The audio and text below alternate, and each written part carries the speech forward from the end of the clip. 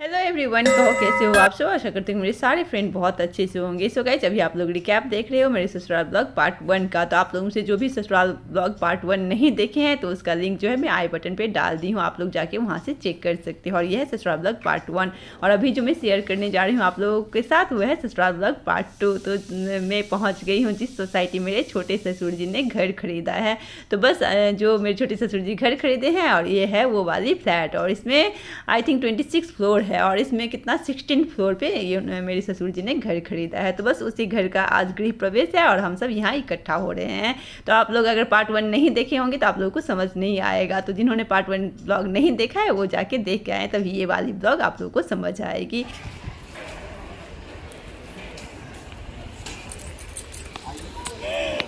आ गई। हाँ हाँ।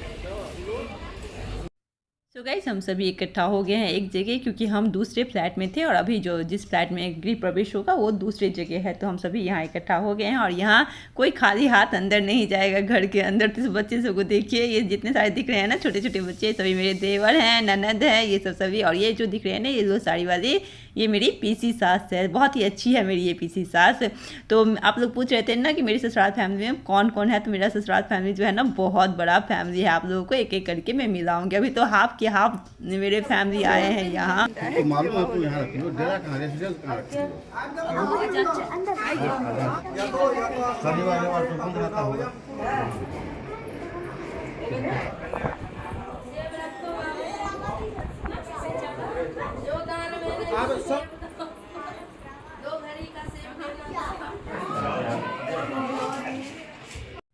सो गाइस देखिए, बहुत ही अच्छी तरीके से पंडित जी सारे कुछ को डेकोरेट करके रखे थे जब हम लोग यहाँ घर पे पहुँचे हैं। तो और ये पंडित जी ने बहुत अच्छी तरीके से पूजा कराया। और ये पंडित जी, सबसे मेन बात तो ये है कि ये पंडित जी भी मिथिला के ही हैं। जहाँ मेरा घर है ना कुछ दूर, इनका मतलब पास में ही है मेरा घर और पंडित जी का घर बहुत पास में है। जब मैं पंडित जी से बात करी ना तब मुझे पता चला। तो मैं तो हिंदी बोल रही थी बट पंडित जी बोले नहीं नहीं अहाँ मैथिली बाज सकै छी। तो मैं पंडित जी के साथ फिर मैथिली में बात करना स्टार्ट करी। बहुत ही अच्छा लगा और बहुत अच्छी तरीके से पूजा करवाए। ये देखिए कितने अच्छी तरीके से अरेंज कर रखे हैं। और ये है किचन, आप लोगों को घर भी थोड़ा सा दिखा देती हूँ। तो बहुत ही अच्छा इसका जो ये मतलब किचन भी बनवाए हैं ना चाचा जी मेरे ससुर जी, बहुत अच्छा लगा मुझे किचन। सबसे अच्छा जो लगा ना मुझे इस घर में किचन लगा, बहुत प्यारा सा किचन है। और ये है सिटिंग हॉल, यहाँ है दो मतलब 2 BHK रूम, ये है फ्लैट है, बहुत अच्छा फ्लैट है। और ये है मास्टर बेडरूम, सभी यहाँ बैठे हैं। अभी तो जैसे तैसे अभी अरेंज नहीं हुआ है क्योंकि न्यू है, बट बहुत अच्छी तरीके से अरेंजमेंट किए थे चाचा जी। और ये है मास्टर बेडरूम, अभी जो दिखाई थी वो एक बेडरूम है। और ये है बालकनी। बालकनी तो यार मस्त है, इतनी अच्छी हवा। और ये देखिए पूरा खुला खुला बालकनी है। और जो दोनों छोटे मेरे देवर हैं ना, मतलब चाचा जी के दोनों बेटे, उनका स्कूल भी इसी सोसाइटी में है। तो सबसे अच्छी बात तो मुझे ये लगी कि बच्चे का स्कूल पास में हो जाता है ना तो काफ़ी ईजी हो जाता है मम्मी के लिए। तो बहुत अच्छा सोसाइटी लगा मुझे। देखिए बहुत ही ओपन है, बहुत ही अच्छा लग रहा है। और ये है मेरी दादी सास, आप लोग मिल लीजिए मेरी दादी सास से। तो मैं आई पहले दादी सास का पैर वैर दबाई, चाय बनाई। दादी सास नहीं कॉफ़ी, सॉरी कॉफ़ी पीती है दादी सास। तो दादी सास के लिए कॉफ़ी बनाई, बाकी सबके लिए चाय बनाई। तो आप लोग अगर पार्ट 1 ब्लॉग नहीं देखे होंगे तो जाके देखिए। और बहुत प्यारी है मेरी दादी सास भी। और यहाँ आ गई हमें प्रसाद काटने के लिए। और यहाँ हो गई मेरे साथ बहुत बड़ी ट्रेजेडी यार। तो ये प्रसाद काटने के चक्कर में ना ये नाइफ जो था बहुत शार्प था। और पता है ना कि बहू घूंघट डाल के सब कुछ करती रहती है, तो पंडित जी थोड़ा ना हड़बड़ कर दिए। मतलब बोलते हैं कि जो जल्दी जल्दी कर मतलब करने के लिए ना एक पैकेट काटने के लिए दिए। तो सीजर कहीं था ना और मैं नाइफ से वो पैकेट काटी। यार मेरा पूरा हाथ कट गया। ये पैकेट जो देख रहे हैं ना, बस इसी पैकेट को काटने के चक्कर में मेरा ना एक पूरा फिंगर कट गया, जिसके कारण मुझे हॉस्पिटल जाना पड़ा। इतना ज़्यादा ब्लीडिंग हुआ। और जब मैं इंस्टाग्राम पे रील डाली थी ना तो आप लोग सभी पूछ रहे थे कि आपके हाथ में क्या हुआ है। बस ये देख सकते हो आप लोग, मेरा हाथ यहाँ कट चुका है, बहुत ज़्यादा ब्लीडिंग हुआ। बस इसके बाद मैं हॉस्पिटल चली गई और किसी को मैं नहीं बताई, बस मैं अपनी सासू मम्मी को बताई, जो मेरी चाची सास है ना उनको बताई। और मैं हॉस्पिटल चली गई। और यहाँ जब तक आई ना तब तक चाची किचन का मतलब नए किचन में जो खीर वीर बनता है ना ये सब चढ़ा के रखी थी। फिर आई, ये देखिए बैंडेज पट्टी हो चुका है मेरे हाथ में। पूरे हाफ एन आवर लगे मुझे हॉस्पिटल से जाके बैंडेज पट्टी करा के आने में। बहुत गहरा कटा था यार, तो बैंडेज पट्टी करवा के आई, फिर मैं किचन में लगी क्योंकि चाची यहाँ अकेले काम कर रही थी, मैं चली गई थी उधर। तो मैं जैसे ही आई बस मैं फिर से किचन में लगी थी। चाची ना बहुत कुछ खाना वाना बना रही थी तब तक। तो मेरी ये चाची सास है ना, मतलब मेरी मम्मी जो है मेरी सासू मम्मी, उनसे जस्ट छोटी ये चाची है, बहुत अच्छी चाची है। मेरे अंदर ससुराल का फैमिली बहुत ही अच्छा है यार, सबका नेचर भी बहुत अच्छा है, मुझे बहुत प्यार करती है क्योंकि मैं घर की सबसे बड़ी बहू हूँ। तो बस मैं यहाँ आ गई हूँ, किचन में लगी हूँ, चाची का हेल्प कर रही हूँ। चाची बोल रही थी नहीं आपका हाथ कट गया है, आप छोड़ दो, अब मैं कर दूँगी।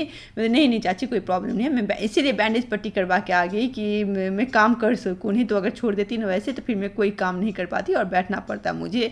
तो मैं फटाफट गई, बैंडेज पट्टी करवाई और फिर से आके मैं काम में लग गई। तो आप लोग बहुत सारे पूछ रहे थे इंस्टाग्राम पे मुझे कि जब मैं रील डाली थी कि क्या हुआ है आपके हाथ में, बस वही फ्रूट्स काटने के पैकेट काटने के चक्कर में मेरा हाथ बहुत कट गया यार। फिंगर इतना डीप कटा है ना कि अभी जो मैं वॉइस ओवर कर रही हूँ ना, काफ़ी दिन हो गया ये ब्लॉग बना के और मेरे पास टाइम नहीं था कि एडिट करती, इसलिए मैं आज एडिट कर रही हूँ और आज तक मेरा ये घाव भरा नहीं है।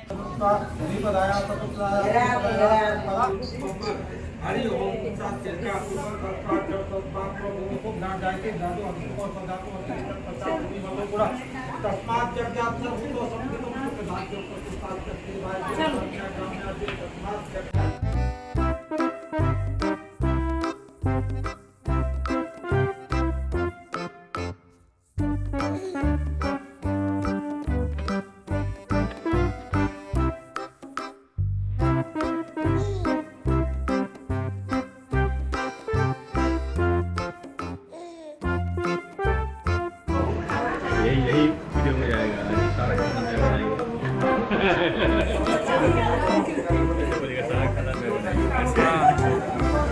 तो गाइज मेरे हस्बैंड ना बहुत कम बोलते हैं, बट जब भाई सबके साथ मिलते हैं ना तो उनकी बोलना ना कुछ डबल हो जाता है। और यहाँ दोनों भाई मिलके मेरा मजाक उड़ा रहे हैं। और इस साइड चल रहा है पूजा और इस साइड में किचन में बना रही हूँ खाना। तो ये जितना सारा खाना था ना मैं और चाची मिलके ही बनाई हूँ किचन में। तो नए किचन में जो खाना बनता है ना वो घर की बहू ही बनाती है। तो चाची बहुत सारा कुछ बना दी थी और जो कुछ बचा हुआ था जैसे कढ़ी बड़ी बनाना था, पकौड़ी बनाना था, तरुआ होता है हमारे यहाँ, बहुत कुछ होता है, कर्मी का साग होता है, तो वो सब में बनाई। ये देखिए कर्मी का साग है ये ना हमारे यहाँ जो मतलब बिहार में जो गृह प्रवेश होता है ना उसमें कर्मी का साग सबसे मस्ट होता है। ये तो नए किचन में बनना ही बनना है। तो ये सब कुछ बन के रखा हुआ है। और ये है दाल पूरी है, यहाँ है दाल है, उसका तरुआ पापड़ बहुत कुछ बनता है नए वाले किचन में। और घर की जो बहू होती है ना वही बनाती है। और यहाँ मैं कढ़ी बड़ी बनाऊंगी तो कढ़ी के लिए मैं ये बेसन और जो भी मसाले होते हैं ना बेसिक वो मिला के रख रही हूँ। और आज ना लहसुन प्याज नहीं बनता है इस किचन में, तो बिना लहसुन प्याज का कढ़ी बड़ी बना रही हूँ मैं यहाँ।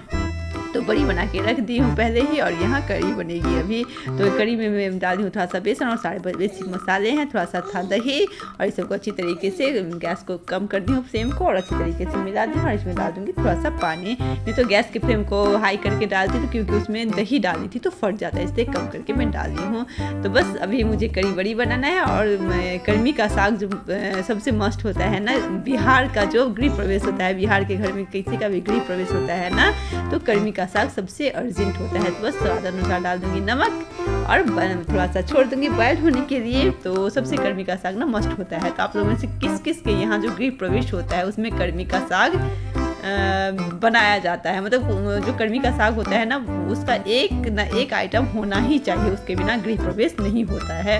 तो बन गया है, देखिए यहाँ आप लोगों को पकौड़ा दिख रहा होगा और मैं किचन में एकदम बिजी हूँ यार।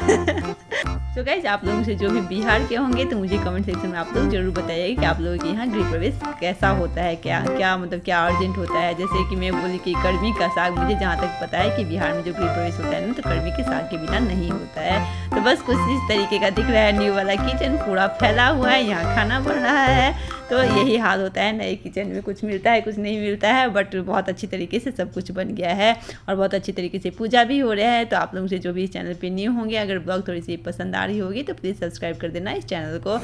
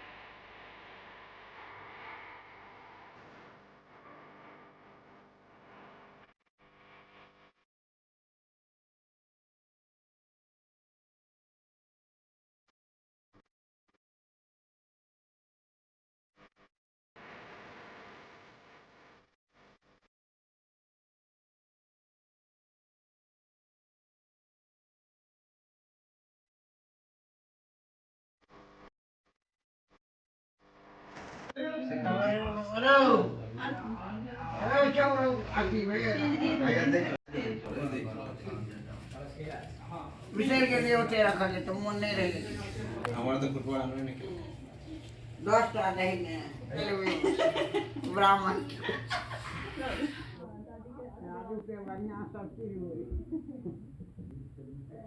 कहीं ना पोता पोती देख पोता नहीं पर पोता पर पोता पर पोता हाँ।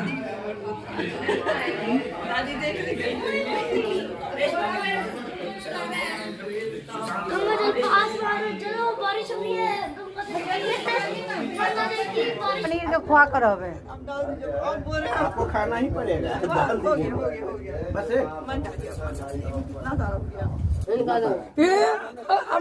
भाई को चिंती होती है जया देखे फिर हमारा भी बात मानना उधर कीजिए खा ले आधा आधा खा ले तो खाई करे तो सांझ में बेकार है ना शेयर करिए एक छोटा सा ए छोटा सा है एकदम एकटा के एक खा दियो एकटा को हां वाह एक हां आप बात मान गया ले मुट्टू इधर आइए ले ना मम्मी इधर आइए जितना बार करिए उतना बार हम डिसाइड कर लीजिए मत करिए आप ले लीजिए मैं हाफ डिसाइड कीजिए आप देखिए हाफ दे रही हूं हाफ ओके हम तैयार है हम तैयार हम तैयार रखिए देखिए अब डब्बा ही हाँ बहुत है अभी बहुत है इधर आइए आप बोले थे ना हाफ हम खाएंगे खाइए आप बोले थे ना हाफ हम खाएंगे अब नहीं इधर आओ इधर आइए इधर आओ ना अरे ये है ना अरे छोटा देवर है अभी कब तक कर जाएगी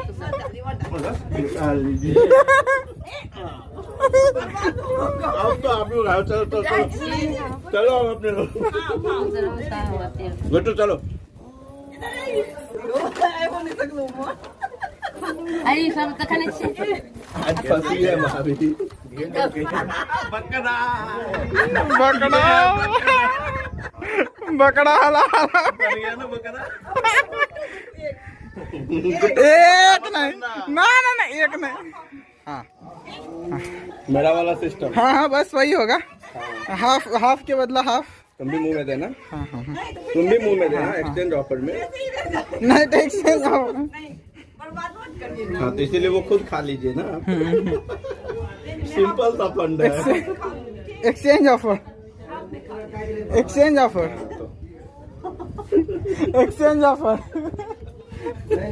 एक खिलाइए एक खाइए। ये पकड़िए ना कोई हम कमाएगा रिकॉर्डिंग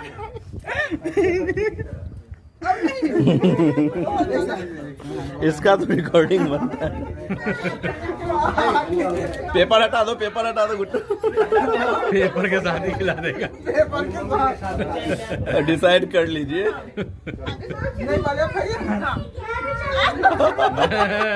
पहले खिलाओ पहले खाइए ना नहीं लेना नहीं एक गुट्टू स्पेशल स्टाइल था अब प्रमाद तुम नहीं दोगे भाभी को सब देवर से एक मिठाई तो बनता है ना बहुत हो गया आपका देवर का लिस्ट इतना लंबा है एक स्वीट्स भी दे दो भाभी को एक स्वीट्स दे दो तो गाइस मैं आ गई हूँ घर और हालत तो देखो मेरा पूरे टाइम हो रहा है 2:15 हो रहा है बहुत टाइम लग जाता है आने में 2:15 पूरे टायर्ड हो गई मैं तो आराम से सो गई थी ये हाल हो गया है मेरा सोते सोते सो गाइस ये देखिए मेरे हाथों का बैंडेज पट्टी। और आप लोगों को देवर भाभी का मजाक कैसा लगा यार? मैं एक अकेले पड़ जाती हूँ ना, और बहुत सारे मेरे देवर हैं, हालत तो ख़राब कर देते हैं एकदम सब मिल के। तो मैं बहुत टायर्ड हो गई हूँ और हालत कुछ इस तरीके का हो गया, और उससे आगे मुझे ब्लॉगिंग करने का बिल्कुल मन नहीं हुआ, इसलिए मैं कोई ब्लॉगिंग नहीं की उससे आगे। बस घर आके आप लोगों से अब मिल रही हूँ। चलिए इस ब्लॉग को करती हूँ मैं अब यही एंड, और मिलती हूँ आप लोगों को अपने नेक्स्ट न्यू ब्लॉग के साथ। और ये ब्लॉग आप लोगों को कैसा लगा कमेंट सेक्शन में बताइएगा। Bye bye.